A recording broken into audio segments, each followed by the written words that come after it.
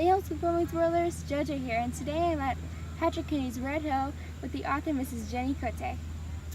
Hello, JoJo. How are you? I'm doing well. How are you? I'm wonderful. It's always a great day to be at Red Hill. And what are you wearing? It's really nice. And it's a hat. I am wearing an 18th century dress that a lady who would have lived here in Patrick Henry's time would be dressed like this. Wow. So we have, the hat and the colonial dress, and this is my purse. This is called a pocket.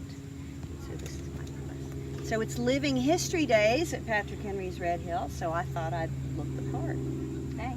What are you the author of? Well, I have two series, The Amazing Tales of Max and Liz and Epic Order of the Seven. And they're all really the same animal characters throughout, but the first two are prequels under The Amazing Tales of Max and Liz. And it's the story of a Scottish Terrier named Max and a French cat named Liz. And they meet on the way to Noah's Ark in Book 1, the Ark 3 and the Fire Cloud. And they foil a plot by a stowaway who's going to kill Noah and wipe out the human race. And so because they saved the day, they saved the day throughout time. They helped Joseph in Book 2, Isaiah, Daniel, and the Christmas story in Book 3. The Life of Christ in Book 4, and Acts up through the fall of Rome in 5 and 6, and now we're up to Patrick Henry and the Revolution for a trilogy, and then we're going to do C.S. Lewis in World War II. So that's the scope of it all. So yeah. Well, it's quite a jump from Nero's time to Patrick Henry's time. I know it. Are you ever going to go back and fill in? I think I'd like to. And one of the ways that I write these books is I drop little hints.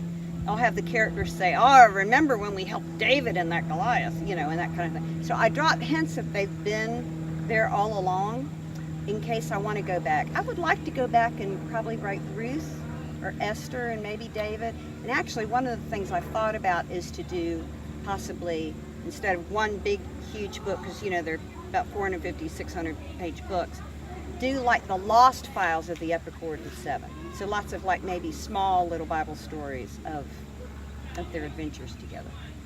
I look forward to reading that. Yeah, I look forward to writing it. And is this always what you wanted to do as a career? No, I had no idea I was going to be an author until I grew up. When I was 8 years old, though, I wrote stories about talking fruit. And so I met Phil Vischer a few years ago, and he wrote Veggie Tales. And I said, I wrote Fruity Tales long before you wrote Veggie Tales. He said, well, I published mine. I'm like, fine. So, but as a kid, even though I was writing these stories and animating things, I had no idea I was going to be an author. And in fact, I went on to college and grad school, and I got 2 marketing degrees, and I was working at the Children's Hospital, Scottish Rite Children's Medical Center, and what do you think our mascot was? Scottish Rite, Scotty dog. Yeah. And so all these little impressions came to me, but the first book that kind of bubbled up out of me was a devotional book called Now I See, S-E-A, about spiritual life lessons from the sea and the coast. And I was still working, and this book just kind of came up, a devotional book about meeting God in the sea and the coast and places like that. And so once that book came out of me and I just self-published, I'm like, oh, this is what I'm meant to do. And then Max and Liz, the real Max and Liz, came to live with me. And I was watching them play fight one day and wondered, when did cats and dogs first get on each other's nerves? And I said, maybe when they were cooped up on Noah's Ark for a year. And it was like, bing, the floating light bulb. And I'm like, what would that look like? So that's how it all started. And then one thing led to another, and I jumped into the pool of writing full-time, and I've been writing full-time for a dozen years or so. Amazing. Mm-hmm. So did you ever see your series as being so popular and turned into 8 books? No, I didn't. I had no idea what was going to happen, and I just wrote the first one, and then it sold so well and people loved it. There's kids all around the world reading these books. And so I just kept writing, and I've got a lot more in me. But one of the things I did not anticipate was that, my readers are not just kids. Half my readers are adults. So I didn't see that coming either. And then, what is your favorite character? Oh, That's so hard. Which is my favorite character? Well, they're all my favorite. They're all my babies.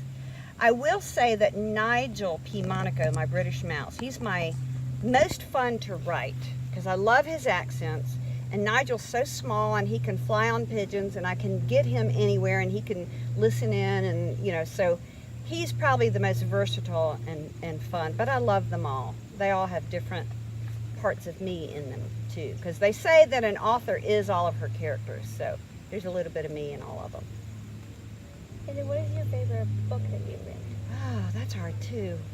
I love them all. They're all my children, but probably my most favorite is The Voice of the Revolution and the Key, about Patrick Henry, where we are, and probably because I've poured most of my life into it. It's my magnum opus. I have researched the Revolution for a dozen years, and I'm reading about 260 books on the Revolution to write this trilogy. So I've worked the longest and the hardest on it, so it's probably my favorite.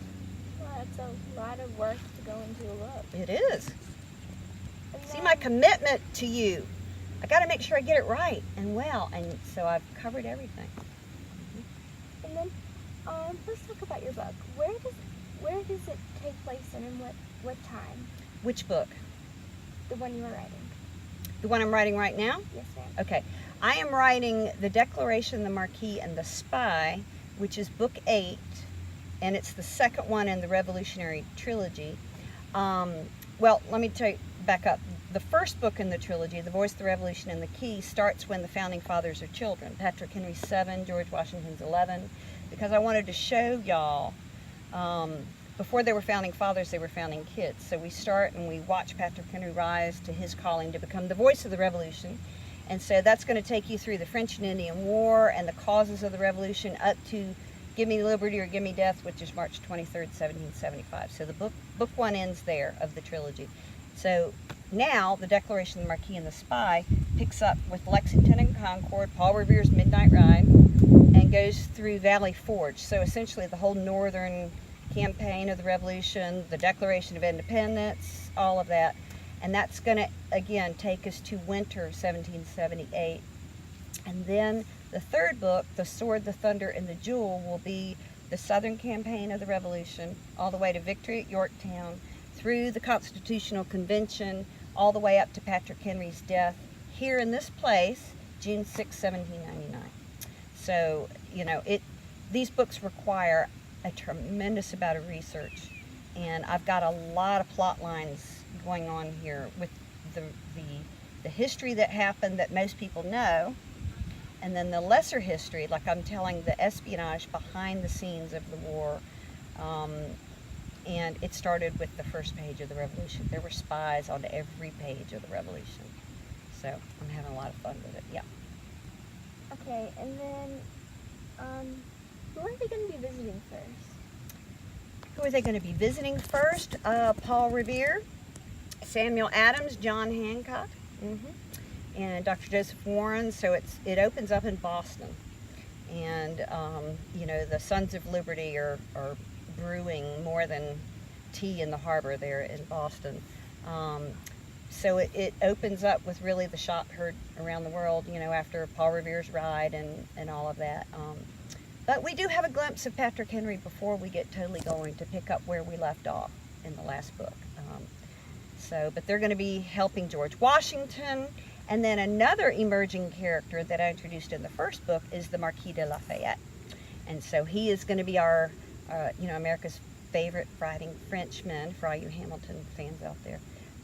He's going to come over, and he becomes George Washington's best friend, and we couldn't have won the Revolution without him, because he championed the court in France to come for the king and France to give the Americans support to win the war.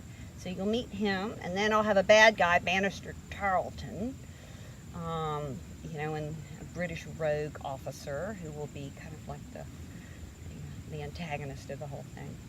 And spies everywhere, lots of spies. I can't wait. Yeah, it's fun. And then what is the main focus of this trilogy? Well, it's the American Revolution, and it's how America really was born, how we saw the need to separate from Great Britain, the causes of it, what drove us there, how dearly fought and bought the struggle was. You know, a lot of people take our freedom for granted, and it was hard fought. And you know, our founders, they sacrificed everything to give us this freedom and the liberty. And then once we won the war, and George Washington told the Marquis de Lafayette this, he said, you know, the war was the easy part. Now comes the hard part as far as establishing our government, because it was contentious, it was difficult. So I'm just going to show really the birth of America in detail that you have never seen before and that you can't get just in school. Wow. Mm-hmm. And then, what brings you to Patrick Henry's, so it's about Patrick Henry, the whole thing. He's like the main focus of the trilogy, but I will say in the second book, he's going to take more of a back seat because during the war years, he's governor of Virginia and he's very important, all the things that he does, but he's not in the heat of action with the battles and the war. So he's going to be more in the background in book 2, and then he'll come back more to the forefront in the third book as he fights for our Bill of Rights. So in the end, when you're done with the whole series, what do you wish the reader would take away from it? Of the Revolution? Well, kids and adults alike, I think we have forgotten where we came from and how America was founded. And so I want readers to understand either anew, if you learned it before and just have forgotten, or for the first time to truly understand who America is, who we are as Americans, and what our principles and our values, and how God indeed blessed this land and created her for a purpose, to be a blessing to the world, and to recapture the patriotism for America. And it's up to your generation to know this history and then tell who? The next generation. You know, I'm doing my part in history in this moment of time to write it for you all. And then my hope is that you all will then read it, and then share it with the next generation. So we never forget who we are. Wow, that's an amazing goal. Mm-hmm. You're watching Homeschool Gourmet's World. Keep it simple, keep looking up.